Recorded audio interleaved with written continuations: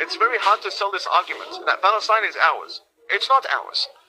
How did it become ours? So now the Muslims in Palestine are Muslims living on Jewish land.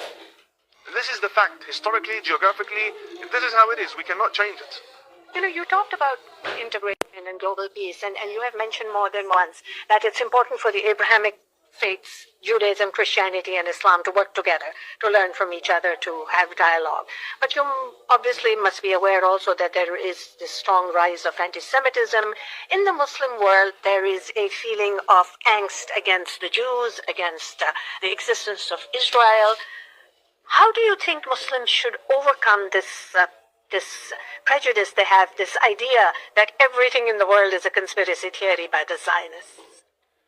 The hatred that we have as Muslims against the Jewish people, I'm a Shia Muslim. The problem of the Shia Muslims against the Jews, or Israel, or anyone, for that matter, began after 1979.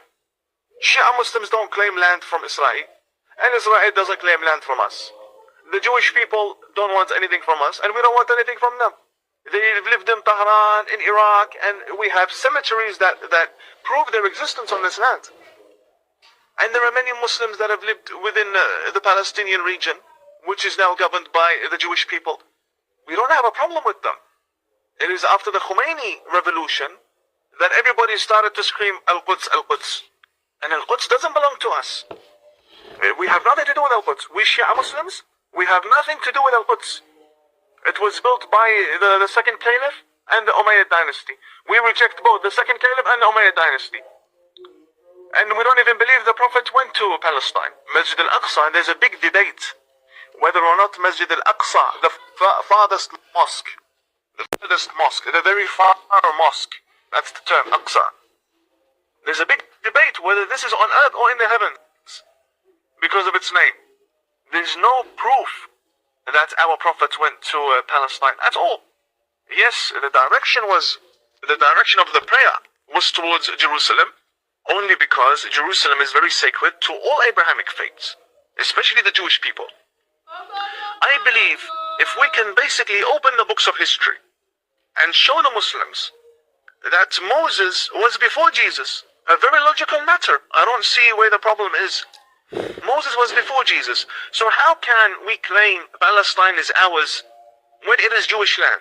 In the Quran is Jewish land, according to his Jewish land. In fact, if there is any human civilization or any religion that wants to claim Jerusalem, it would be the Christians, not us.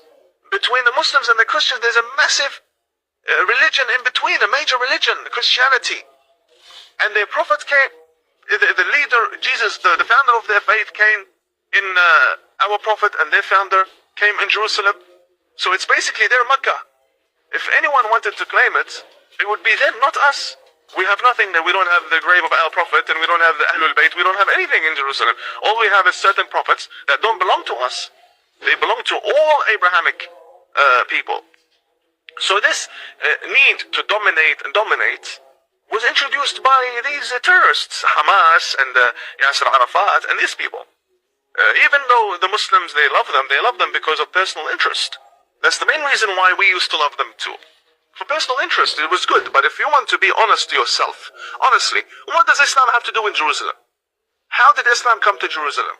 Through the invasions, led by Umar ibn al-Khattab, who kidnapped the governor of Jerusalem. He took him to Medina and then brought him back on a horse, and he gave him the keys to the city, and it was all done with.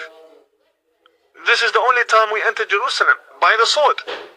And we have nothing to do in that land, literally nothing. And these the very domes, Al-Quds and Aqsa, these need to be demolished. I know what I'm saying is very serious, but these need to be demolished. According to Islamic law, they need to be demolished. Not according to human rights or foreign policy, or we say Jewish have sacred sites under them. I couldn't care less who has sacred sites under this. I'm saying, according to Islam, you cannot pray on occupied land. How can you build God's mosque on occupied land? According to our own jurisprudence as Muslims, Sunni and Shia, it's occupied land. Prayer there is not accepted. So they need to be dealt with. Either there's a peace treaty, or you can't keep the situation going on like this. It's an invasion. So Osama bin Laden built mosques. Saddam